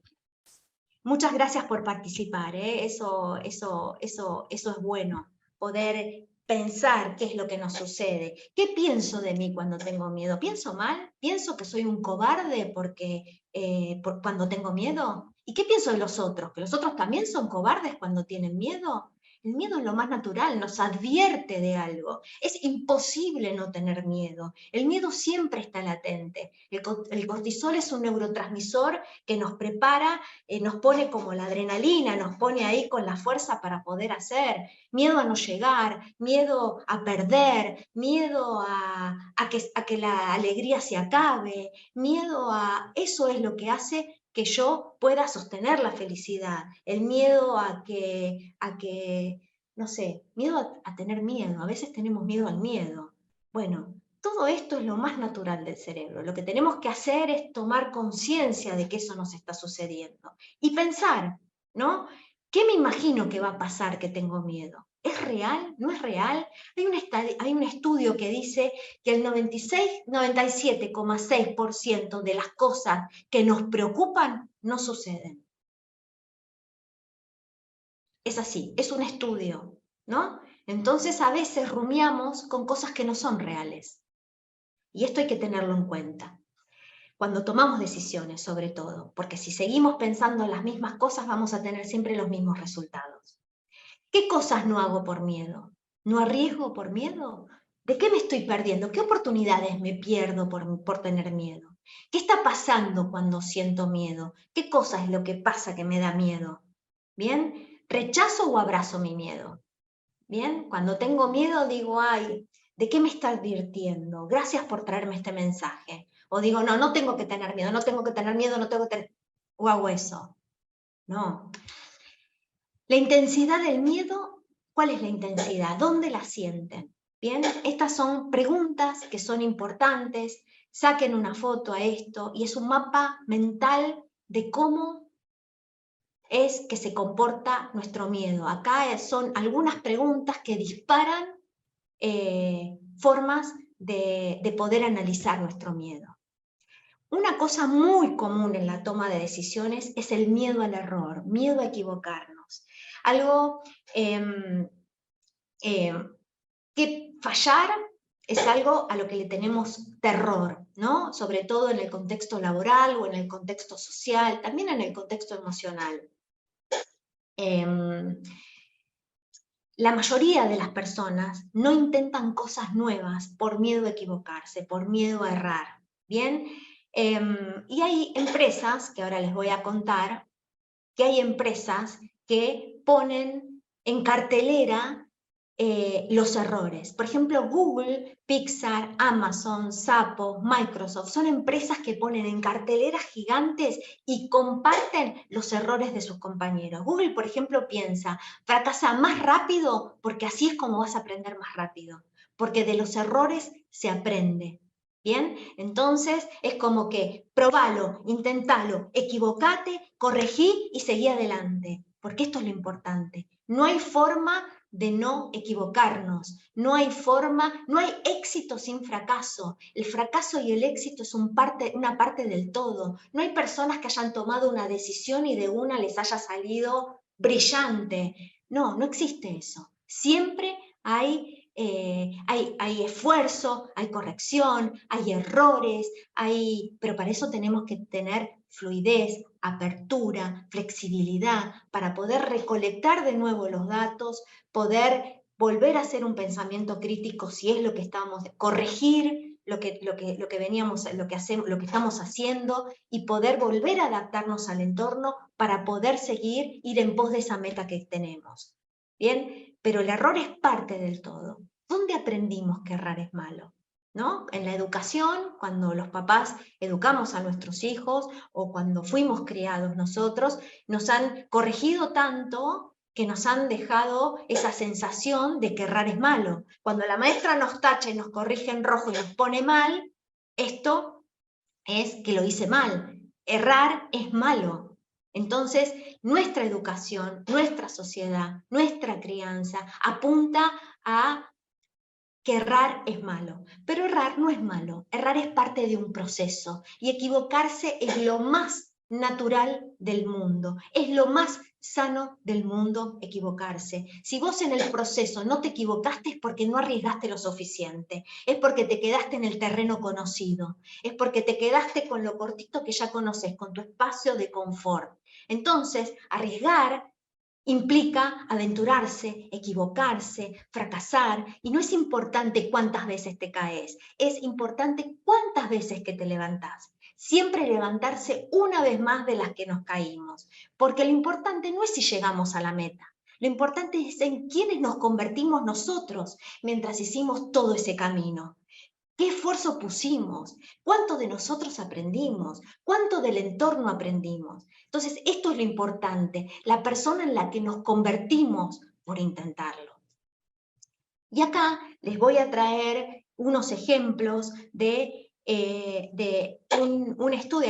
Hay un cuento que lo cuentan con un auto, con un anillo, lo cuentan con una vaca, lo cuentan de diferentes formas, pero yo lo puse como un anillo y es un padre o un sabio le dice a su aprendiz o a su hijo: te doy este anillo, llévalo al mercado y pregunta cuánto te dan por él. Entonces el hijo va al mercado y cuando vuelve dice: papá, uno me dio 2 monedas, otro una moneda de plata, otro no me dio nada, otro me lo quiso cambiar por una vaca, no vale nada, esto es una porquería. Bueno, ahora anda a la casa de empeño que está en el otro lado. El chico va a la casa de empeño y cuando vuelve: papá, me quisieron dar un montón de monedas de oro, un montón de plata. Bueno, a veces no tiene que ver con el valor que nosotros tenemos, con nuestra idea o nuestra decisión. Lo importante es en qué entorno y quiénes están valorando esta idea o esta decisión. Y acá sucede un montón de cosas, de personas como por ejemplo el inventor, el que creó Spotify, es una persona que Google rechazó como empleado. ¡Wow! ¡Qué error! Y si ese chico se hubiera quedado, bueno, si Google, que es el Disneylandia de, digamos, de los informáticos, si Google me rechazó, entonces yo no sé trabajar, no soy bueno, lo suficientemente bueno. No hubiera creado Spotify, pero no se quedó con eso: si Google me rechazó, no soy bueno. No, yo soy bueno y le voy a demostrar a Google que soy muy bueno. Entonces, lo que hizo fue hizo un montón de cosas, pero más allá de eso, lo más conocido fue Spotify. Entonces, nunca quedarnos con el valor que nos dan los demás. Y esto era lo que hablaba Mario Alonso Puig en ese momento, es no quedarnos con lo que los demás, no esperar que los demás nos validen nuestro valor o nuestra idea o nuestra toma de decisión. Lo importante es que nosotros nos sentamos confiados en la decisión que tomamos. Les voy a dar el ejemplo del cuento del, ¿cómo se llama? El cuento del calamar, no, no me acuerdo cómo se llama, bueno, el juego del calamar. El juego del calamar, el autor lo escribió el guión, escribió todo, y estuvo 10 años golpeando productoras que quisieran producir esta película, esta serie. Resultó que durante 10 años nadie le dio cabida, le dijeron que era malísima, que era un delirio, y resultó que en pandemia fue la serie más vista en la historia de las series. Era encontrar el momento, era encontrar el espacio, la persona que va a valorar. Que una persona no nos valore algo no quiere decir que no tengamos ese valor, quiere decir que estamos en el lugar. Si estamos equilibrados, alineados entre lo que pensamos, lo que sentimos y lo que hacemos, posiblemente ese no sea el espacio donde nos valoren. Otra fue Harry Potter. La escritora de Harry Potter, nadie le quería publicar el libro. Resultó que una vez que alguien le publicó el libro, hizo película, serie, le hicieron escribir más películas, hay merchandising, los chicos se disfrazan. ¿Quién no conoce Harry Potter? Bueno, es a veces encontrar. Pero esta mujer no se dejó vencer por las personas que le dijeron esto no es bueno. Fracasó un montón de veces, pero ella siguió intentando, porque ella sabía que su producto era bueno. ¿Bien? Porque ¿qué pasa? Fracasar es un suceso que nos pasa en un momento, o errar es un suceso, y está enmarcado en un tiempo. ¿Bien? Y esto te enseña a superar tus límites, a superarte, a levantarte, a ser resiliente. Y esto te genera un nuevo aprendizaje. ¿Cómo no hacerlo, por lo menos? O acá no es donde va a funcionar. ¿Bien? En cambio, el error puede ser una creencia, puede ser que yo creo que es un error y no es un error, es algo bueno. Muchas veces para una persona lo que es bueno para otra no lo es. Eso puede ser un punto de vista. No es permanente, ¿no? Es malo darse por vencido. Siempre hay que levantarse una vez más de la que nos caímos y no tirar la toalla. Nunca, nunca tirar la toalla. Siempre seguir participando. ¿Por qué es importante seguir participando? Es importante seguir participando porque hay un experimento social que lo hizo Carol Dweck, a mí me encantan los experimentos sociales, y es, juntaron 400 chicos, ¿no? Y pusieron en un grupo 200 chicos y en otro grupo otros 200, ¿bien? Los 200 chicos del grupo A les dieron, a los dos les dieron un puzzle, un rompecabezas para hacer, de 100 piezas. El grupo 1 lo que hizo fue hacer el rompecabezas y lo felicitaron por haberlo logrado. El grupo 2 hizo el rompecabezas, cada uno hizo su rompecabezas, en los dos casos, y lo felicitaron por haberlo intentado. ¡Ay, qué bueno! ¿Cómo lo intentaste? ¡Qué esfuerzo! ¡Qué concentración que tuviste! ¡Uy, me encanta el entusiasmo con el que lo resolvés! Me encanta cómo lo vas haciendo. Y no lo felicitaron por haberlo logrado, lo felicitaron por haberlo intentado. Resultó que les dieron a los dos grupos un rompecabezas con 150 piezas. Y el grupo A, que había sido felicitado por haberlo logrado, el 63% no lo quiso volver a intentar. No quiso intentar hacer el de mayor, el de más piezas. ¿Por qué? Porque tenía miedo a no volver a ser felicitado, y si no lo logro, no voy a volver a ser felicitado por haberlo logrado. Este es más difícil, no quiero arriesgar.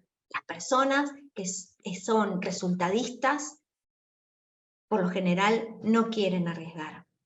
En cambio, el otro grupo, el 90% de los chicos que fueron felicitados por el proceso, por haberlo intentado, quisieron volver a intentar hacerlo. Y a veces no es importante a dónde vamos o si llegamos. Lo importante es siempre intentarlo, porque esto va corriendo nuestros límites. Esto nos va enseñando y nos va empoderando y nos va mostrando quiénes somos capaces de ser, en quién nos vamos convirtiendo en el proceso. Bueno, esto es importante porque en la toma de decisiones es súper, súper, súper importante no tener miedo al error. Sí, advertir que puede ser, me puedo equivocar en tal cosa, bueno, armo un plan de contingencia, pero con eso yo ya tengo que estar. No me sigue convenciendo, vuelvo a armar otra cosa. ¿Bien? Pero siempre tratar de afinar y llevar como la cuenta de qué es lo que... del timing interno de cuando el miedo no nos está permitiendo avanzar. ¿Bien? Soluciona las dificultades, dice, bueno, perfecto, bueno, gracias siempre por compartir, por participar. Sí, se corrige el error sin hacer... ¿Y cómo se corrige un error sin hacer sentir que es algo malo? Mira, Marina, lo que para vos puede ser malo, para mí puede no serlo. Esto es así. Y acompañar, yo puedo, por ejemplo, yo con mis hijos en la crianza, siempre tiendo a no etiquetar, a no decir, uy, está mal esto, ¿no? Uy, ¿y esto cómo lo podrías haber hecho? Uy, mira, ¿qué efecto tiene hacer esto? Hiciste tal cosa, dejaste las medias tiradas. Qué feo, porque yo llego y a mí no me gusta ver las medias tiradas, genera desorden, y cuando uno está desordenado empieza a sentirse mal. ¿De qué otra forma lo podríamos hacer? Podemos sacar mayor potencial de aquellas cosas que pensamos que están mal. Primero tratar de abrirnos y pensar qué cosa vio buena la otra persona que nosotros lo estamos viendo malo. O sea, ¿qué estamos viendo? ¿La mitad de la botella llena o la mitad vacía? Primero, tratar de ser empatía y tratar de entender por qué el otro lo vio de esa forma. Y al hacer empatía, siempre se llegan a acuerdos, ¿no? Cuando uno trata de entender y comprender verdaderamente al otro y nos ponemos verdaderamente en los zapatos del otro, podemos entender el para qué el otro lo hace. Y ahí podemos llegar a acuerdos, ¿bien? Pero no sé si existen, no soy tan terminante con las cosas, que hay cosas malas y cosas buenas. Hay cosas que a mí no me gustan y hay cosas que me gustan, punto. Pero lo que a mí me gusta a vos no puede gustarte. A mí, por ejemplo, el helado dulce de leche me parece horrible. ¿Yo puedo decir que es feo el helado dulce de leche? No, porque hay un montón de gente que le encanta el helado dulce de leche. A mí no me gusta, pero no por eso puedo decir que es malo, que es feo. Entonces, esto, aprender a abrir el foco y aprender a poder encontrar nuevas perspectivas, ayudan a poder entender que no hay cosas buenas o malas, ¿bien? Sino hay formas de ver las cosas.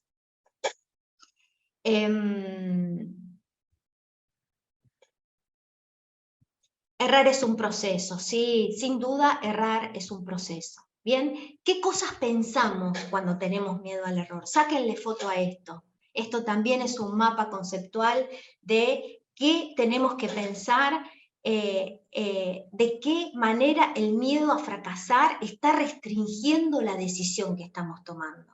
Bien, cuando rehusás a tomar riesgos en tu vida o en tu trabajo, ¿cuándo lo hacemos? ¿Cuándo rehusamos a tomar riesgos? ¿No? ¿En qué situación? Seguramente cuando tenemos miedo. ¿Estás dejando de tomar decisiones por miedo a no poder sostenerlo en el tiempo? A veces uno tiene una idea muy buena y no la comparte porque si después no tenés otra idea se va a caer el ídolo. Entonces no lo comparte, pero ¿estamos dejando de ser nosotros mismos por miedo? ¿Cuáles son las consecuencias percibidas que te paralizan si crees que son reales? ¿Son imaginarias? Recuerden que el 90% de las cosas que nos preocupan no suceden. ¿Alguna vez bloqueaste una decisión por miedo a las consecuencias? Porque podemos armar o planificar un plan de contingencia para esa consecuencia no deseada y seguir adelante de todas formas. ¿Tomás riesgos a la hora de tomar decisiones nuevas? ¿Honrás las decisiones de otros cuando otros son arriesgados? ¿O criticás cuando otra persona es conservadora en su forma de pensar o de tomar decisiones? Pensar 3 ideas que transforman ese miedo en algo positivo, oportunidad o ventaja. Siempre pensar, cuando decían, y si algo está mal, bueno, pensemos 3 cosas por las cuales esto sí podría ser bueno, ¿no? Yo qué sé, no sé, alguna oportunidad siempre, si estamos abiertos, acuérdense del foco. Cuando hacemos foco en algunas cosas, el cerebro automáticamente y conscientemente empieza a ver esas cosas en las que hacemos foco. Si pensamos en negativo, el cerebro selecciona y todo lo negativo para confirmar de que existe todo negativo. Si pensamos en positivo, el cerebro inconscientemente empieza a buscar las cosas buenas para confirmar que eso que estamos pensando bueno es así. Entonces, es la elección de cada uno elegir si quieren bueno o quieren positivo o quieren negativo. Sigo adelante, la ira. No me queda mucho tiempo. Quiero ver qué hora es. A ver, cómo estoy de tiempo. Me queda media horita. Así que voy a ir rapidito. La ira es como un bebé que tiene un berrinche y llora. La ira, cuando alguien está muy enojado, la ira trae un secreto debajo, y es que está sufriendo un montón. Acuérdense del cerebro que cuando tiene miedo, ataque, huye o pelea, ¿no? Ataque, huida o defensa. Y en la defensa es donde vamos contra otros, ¿no? Todas estas emociones giran alrededor de la ira, el enfado, la furia, el cólera, la impotencia, la indignación, la rabia, los celos, la antipatía, el rencor, el odio, la hostilidad, la agresividad, la misoginia, la agitación, la frialdad. en mayor o en menor medida, combinadas con otras emociones. Todo esto gira alrededor de la ira. ¿Qué nos trae la ira? La ira también es una emoción que aflora bien bien fácil, bien, porque es parte del miedo, ¿no? Y es una emoción que percibimos cuando alguien nos está violando un límite, cuando alguien está transgrediendo un límite, cuando sentimos, esto que me pasa no me tiene que estar pasando, cuando pensamos que algo que nos pasa no nos debería estar pasando, esto me enoja profundamente. Y existe una tendencia a creer que el sufrimiento que me causaron fue por culpa de que otra persona lo generó, o por algo externo, ¿no? De alguien o de algo, o de una situación. Y la rabia lo que hace es querer generar el impacto contra otro. Yo tengo rabia y me quiero desquitar con el otro, con la situación, con la persona, y nos da una falsa sensación de fortaleza. Como yo estoy enojado, tengo mucho para... Entonces esto me da fortaleza. Al estar enojado y al gritar, esto es sensación de fortaleza. Si yo golpeo, esto es sensación de fortaleza. Yo estoy fuerte. Esto es la sensación que nos da la ira. Pero es una falsa fortaleza, porque la realidad es que cuando nosotros estamos tomados por la ira, estamos sufriendo en el fondo y tenemos miedo a algo. Entonces, analizar qué es lo que nos está sucediendo, qué poder ver y tener la capacidad de poder entender cuál es el límite que estamos pensando que se está transgrediendo y que no nos están respetando, es súper importante, porque esta es la forma en la que nosotros tomamos coraje con esa fuerza y ponemos el límite. ¿Bien? La ira en pocas dosis, obviamente ya vimos que el miedo es bueno, pero en pocas dosis, no en muchas dosis, si no nos bloquea. La ira también nos bloquea, ¿no? Alguien, tomar decisiones en caliente, o estás enojado, cuando estás peleando con alguien que ya se van a las manos, ahí con esa persona mejor no discutir. Para discutir siempre se necesitan dos y uno nunca tiene que estar dispuesto a discutir. Entonces, cuando alguien ustedes ven con un enojo, dejarlo tranquilo. Bueno, enfriémonos, pensémoslo bien, cuando estemos más calmados lo seguimos hablando. Porque la persona que está iracunda, o que está con bronca, o que está tomada por la emoción de la ira, no puede pensar claramente. ¿Bien? Porque ya sabemos lo que sucede en el cerebro. Bloquea el neocórtex, que es el pensamiento racional. Entonces, lo que hay que hacer es frenar. Pero la ira, en poquitas dosis, nos genera noradrenalina y dopamina, que son, en poquitas dosis obviamente, nos dan esa fuerza y ese impulso para llevar a cabo las metas y cumplirlas. Es esa fuerza que nos va a decir, bueno, acá tengo que poner el límite, a esta persona le tengo que decir no, a esta persona le tengo que decir que sí, esto voy a hacer, esto no voy a hacer. Pero esa fuerza la tomamos de ahí, de poquitas dosis, esa incomodidad que nos genera para decir hasta acá. ¿Bien? Esa incomodidad es súper necesaria porque es de donde vamos a tomar fuerza para poner el límite, para establecer los puntos. ¿Bien? ¿Cuándo es bueno enojarnos? Bueno, es bueno enojarnos cuando tenemos que poner un límite, cuando nos violentan, o a veces que nos violenten nos da la fuerza necesaria para irnos de ahí o hacer frente. ¿Bien? Si a mí me vienen a robar, yo necesito tener esa fuerza para salir corriendo o para enfrentar, ¿no? Entonces esto es, la bronca me va a generar esto. En pocas dosis, en muchas dosis lo que hace es como bloquearnos. ¿Qué creencias tenemos que cambiar? Que el otro es el responsable de mi enojo. No, el otro no es responsable de mi enojo, el otro puede decir y hacer lo que quiera. El responsable de lo que a vos te pasa, sos vos. Sos vos que no pones el límite, o sos vos que no pones, o no te vas, o no te retirás, ¿no? Pero estar enojados siempre tiene que ver con uno.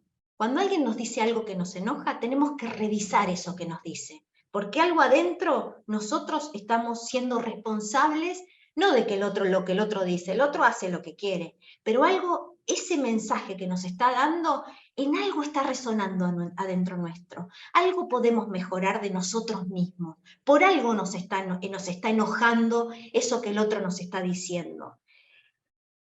Y el enojo tiene que ver con lo que nosotros no estamos haciendo, no con lo que el otro hace, con lo que nosotros no estamos haciendo, que es frenar y poner el límite, o irnos de donde estamos. Pero poner el límite no es decirle al otro, ah, porque vos, no. Poner el límite es decir, no, para, hasta acá. A partir de ahora estás peleando solo, y te vas, y pones el límite. A mí esto no me gusta y no lo voy a permitir. Entonces, no lo permito de esta forma, me voy. Punto. Y que el otro siga enojado, porque hacerle entender al otro cuando está enojado es imposible, porque el razonamiento no está disponible en el cerebro. Hay que tratar de estar enojado. No sé si ustedes conocen al típico jefe que entra con caracúlico, entra por la puerta y es una postura, ¿viste? Yo me pongo de mal humor, o la empleada que te atiende de mal humor para que no le pidas mucho, no le pidas beneficios, bueno, a veces es una postura estar enojado, y es para que la gente no te pida cosas, ¿bien? Y eso es un error, ¿no? Es un error, no está bueno estar enojado, porque genera conversaciones, el cerebro empieza a hacer foco en lo malo, y empezamos a tener conductas y hábitos que son tóxicas. Entonces, es mejor no hacerse el enojado, poner el límite y punto, listo. Cuando hay algo que no quiero hacer, o no quiero dar, o no quiero ceder, digo, no, hasta acá, punto, ya está. Pero ser amable nos pone el foco en cosas positivas, y eso nos ayuda a tener hábitos positivos, ¿bien? Si no me enojo, tengo más posibilidades que otras personas me quieran. Estas personas que tampoco nunca vamos al otro extremo, el que nunca se enojan y dicen todo que sí, y que quieren ser siempre súper agradables con todo el mundo por miedo a ser rechazadas, porque si me enojo puedo llegar a ser rechazado. El enojo es parte de las personas, de la vida, y si el enojo no va por fuera, va por dentro. Y si va por dentro te enfermas, entonces es mejor exteriorizarlo, poder nombrarlo y etiquetarlo. Mira, lo que estás haciendo me enoja un montón y la verdad no me gusta, y poner el límite. Y ya con eso ya es suficiente, va a calmar la intensidad. Pero ir agradando, ser un agradador serial por la vida no está bueno, porque nos olvidamos y nos desconectamos de nosotros mismos, de lo que nos pasa, ¿bien? De las incomodidades y lo que sentimos. Entonces, siempre es bueno poner el límite cuando sentimos que lo tenemos que poner, ¿bien? Siempre revisando que sea real, ¿no? Obviamente, ahí interviene lo que sentimos, pero también lo que pensamos. Estar enojado es que me importa. A veces muchas personas dicen, ah, me reenojó lo que hizo, pero la verdad es que no voy a hacer, mira, voy a hacer como que no me pasa nada, porque si le muestro que estoy enojada, va a pensar que me importa. Eso también es un error, ¿no? Si estamos enojados, permitámonos estar enojados. Es parte de las emociones, es parte de uno, el que el otro vea que nos sentimos con enojo, es parte de ser nosotros mismos. Siempre demos espacio para ser nosotros mismos, nunca nos desconectemos de quiénes somos. Objetivo emocional, bueno, ver qué nos trae el enojo. Cuando estamos enojados hay una incomodidad ahí adentro latente que tengo que poner un límite. Entonces ahí tengo que aprender, tengo que hacer foco y empezar a hurgar, analizar y ver qué es lo que está pasando. La tristeza. Bueno, la tristeza es una emoción que es muy incómoda de tener, ¿no? Y nos trae el mensaje de que algo perdimos. La tristeza tiene una postura como así, ¿no? Una postura de ir para adentro. Porque vamos para adentro porque necesitamos reorganizarnos en esa pérdida, ¿no? Por eso los duelos son tan intensos y tan dolorosos. Necesitamos reorganizarnos con aquello que perdimos. Y no queda otra más que atravesarlos, porque si nos distraemos, si pensamos en otra cosa, si la evitamos, va a persistir siempre, siempre, siempre, siempre. La tristeza es una emoción que hay que atravesarla. ¿Duele? Sí. ¿Es incómoda? Sí. ¿Es no deseada? Sí.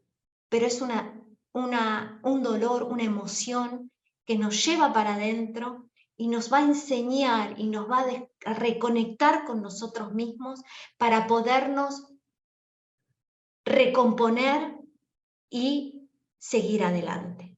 ¿Bien?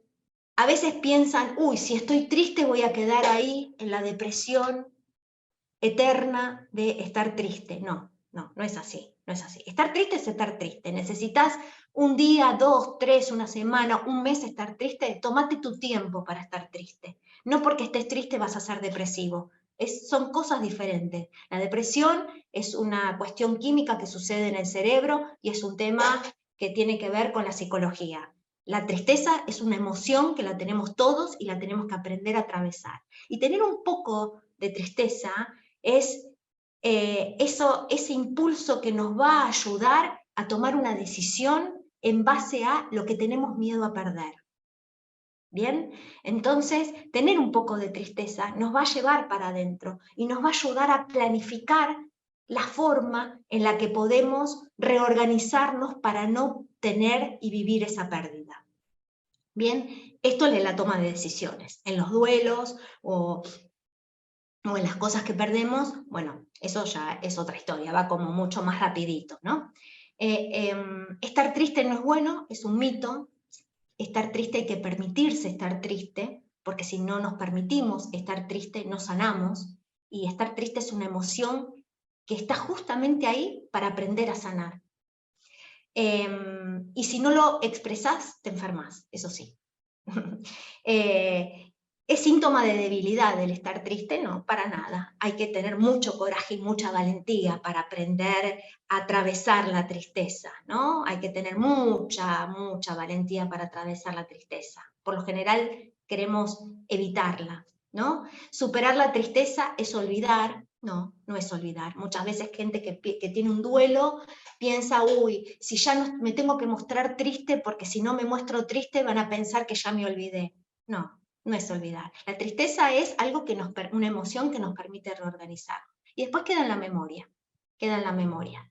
Y no estar triste no quiere decir no olvidar.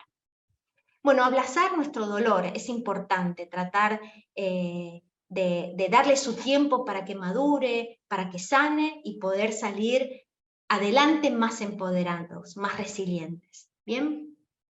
El fracaso también trae tristeza. Y en el fracaso, cuando fracasamos, o cuando nos equivocamos, o cuando erramos, el ir para adentro nos ayuda a revisar, a reorganizarnos para poder volver a levantarnos y seguir adelante. La alegría nos trae una sensación de ganancia, de que algo ganamos, pero ojo con la alegría, porque la alegría suele traer enganche, ¿no? Si queremos estar top ahí en la alegría todo el tiempo, este enganche es peligroso porque podemos caer en cosas que nos mantienen con el entretenimiento ahí, por ejemplo, el celular, el juego, las drogas, todas estas cosas que traen adrenalina. Entonces, para no caer en tristeza o siempre tenemos que estar alegres, estamos como top y tomamos cosas y hacemos cosas para siempre tratar de estar pum para arriba. Y no es así, hay que darle espacio a otras emociones. La alegría, en mucha intensidad, empieza a volverse en contra. Si yo estoy muy alegre, muy contento, empiezo eufórico y estoy allá, pum, pum, pum, me empieza a generar ansiedad. Y la ansiedad empieza a traer cortisol y empieza a traerme fobia o mucha ansiedad y empiezo a no poder tener disponible la parte del cerebro que está para pensar, ¿no? Que está para razonar. Entonces, la toma de decisiones en un momento de euforia tampoco es conveniente. Pero la alegría nos trae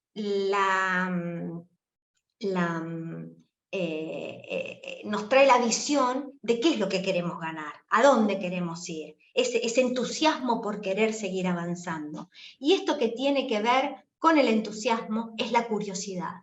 La curiosidad es una emoción que es súper importante porque es la que nos va a ayudar a sostener la decisión que tengamos, esa curiosidad, esa sed por querer aprender, por querer buscar, por querer escuchar otros puntos de vista, por querer crear alguna situación. La sorpresa o la curiosidad es una emoción que nos ayuda a mantenernos ahí, atentos, atentos. Bueno, pasos para bajar la intensidad de las emociones. Habíamos dicho que el miedo es bueno, pero no tanto miedo, la alegría es buena, pero no tanta alegría, la tristeza es buena, pero bueno, ¿cómo hacemos como para bajar la intensidad de estas emociones? La tristeza no, la tristeza la tenemos que dejar ser. Si quiere intensidad, le dejamos la intensidad. Pero a veces el miedo, la vergüenza, la ira, son emociones que no nos permiten resolver y decidir con todas las luces. Entonces, ¿qué es lo que a veces para que no suba de nivel, porque a veces tenemos miedo y nos seguimos maquinando y seguimos rumiando y cada vez tenemos más miedo, o nos seguimos embalando con cosas de ira, o cada vez pensamos que hay cosas peores en nosotros y nos dan más vergüenza? Entonces, antes de dejarla avanzar, que la emoción suba de nivel con nuestras conversaciones internas, es mejor frenar. Frenar. ¿Y cómo bajar la intensidad? Bueno, se hacen en 5 pasos. La primera es respirar.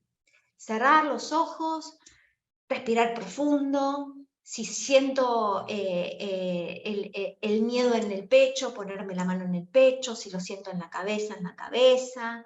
Si siento en la garganta. Respirar muy profundo hasta que yo siento, tomarme todo el tiempo que necesite. No son 3 respiraciones, no son 5, no son 10, no son 100, no son 1000, son las que necesitas.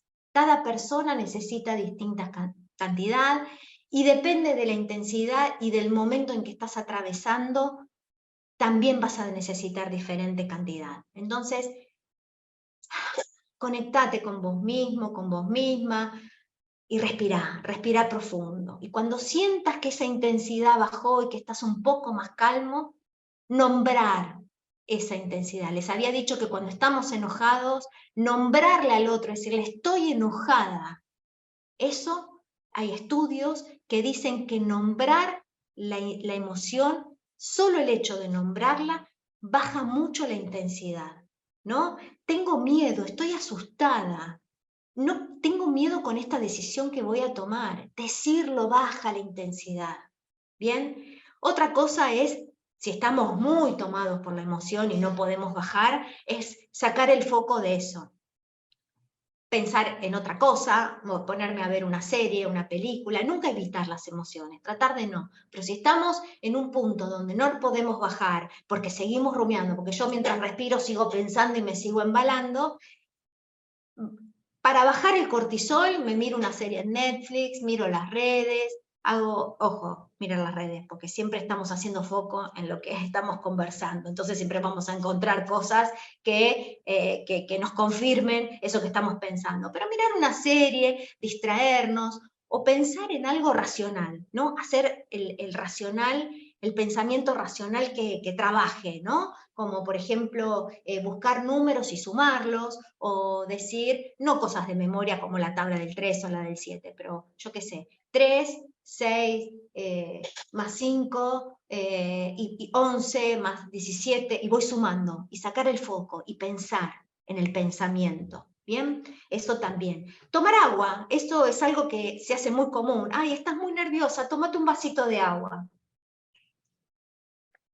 A mí se me secó la garganta, pero el tomar agua al cerebro le da la sensación de que no hay peligro. ¿Vieron en los documentales de animales que está la gacela tomando agüita y hasta que escucha un ruido y se levanta y se alerta y mueve las orejas? Y cuando ve que el ruido era un pajarito que andaba por ahí, baja, mueve la colita y sigue tomando agua. Bueno, tomar agua quiere decir que no hay peligro.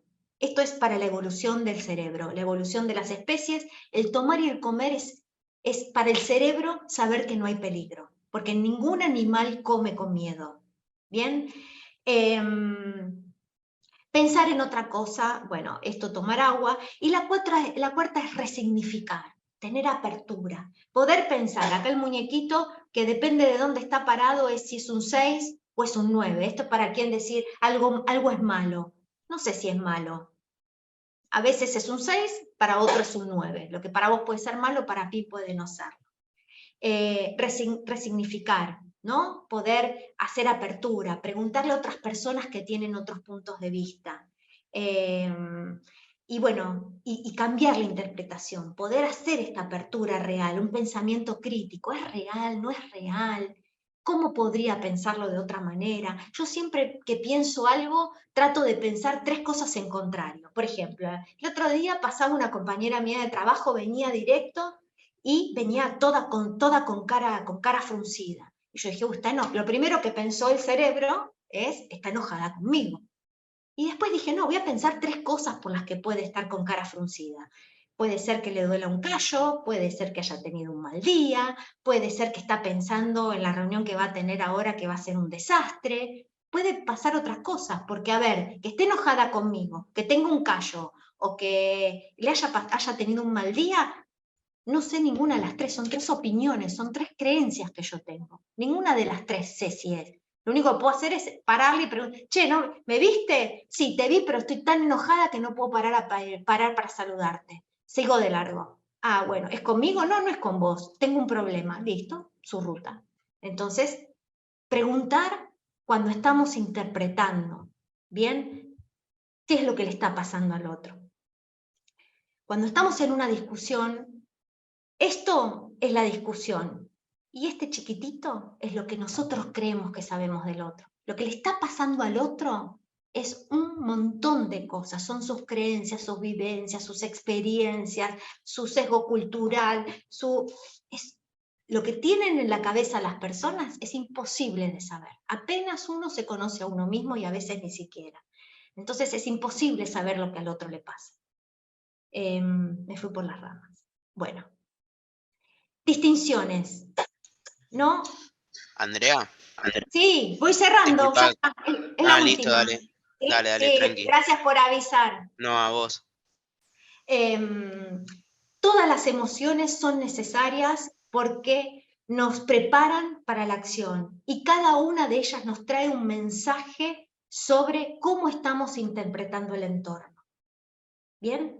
Las emociones nos dicen cómo estamos interpretando el entorno y nosotros tenemos que frenar y ver cómo estamos pensando, ¿bien? Los espacios seguros y de confianza son propicios para tomar decisiones, donde estamos en un lugar seguro, donde estamos en confianza, donde se nos permite errar, donde se nos permite estar no hay enojos, no hay culpas, no se impone el miedo. Estos son los mejores espacios para poder decidir. Mucho cortisol bloquea el cerebro, ¿no? Esto ya sabemos, no nos permite tomar decisiones, pero nos permiten crecer. Bien, como siempre, es necesario un poco para mantenernos activos y automotivados. Bien, y aunque lo sentimos, no quiere decir que es verdad. Lo sentimos porque interpretamos algo. Interpretamos de acuerdo a todas las experiencias que tenemos, a todas las vivencias, el sesgo cultural, los mandatos familiares. Por eso así interpretamos, pero podemos pensar distinto, podemos frenar y hacer el esfuerzo por pensar y a tener una apertura y tratar de ver el 6 o el 9. Todo lo que pensamos tampoco quiere decir que es verdad. Somos más que nuestros pensamientos. Si yo pienso de tal cosa, lo pienso porque puede estar sesgado por mis creencias, por mis experiencias. Entonces, que lo sienta no quiere decir que es real, y que lo piense tampoco. Entonces, tengo que siempre tener la autocrítica bien presente. ¿Está bien lo que pienso? ¿Es un hecho lo que estoy pensando? ¿Qué dato tengo que respalda esto que estoy pensando? Este dato tiene que ver con mi experiencia, con lo que me pasó 1, 2, 3, pero ¿cuántas veces pasó y no pasó? Bueno, esta es la autocrítica, el pensamiento crítico. Después que tomamos las decisiones, implementamos la decisión y evaluamos retroalimentando y viendo qué es lo que hay que corregir. Así que bueno, muchísimas gracias por haber estado ahí presentes, por haber participado, todos los que participaron, 51 personas, un montón, y bueno, nada más que palabras de agradecimiento.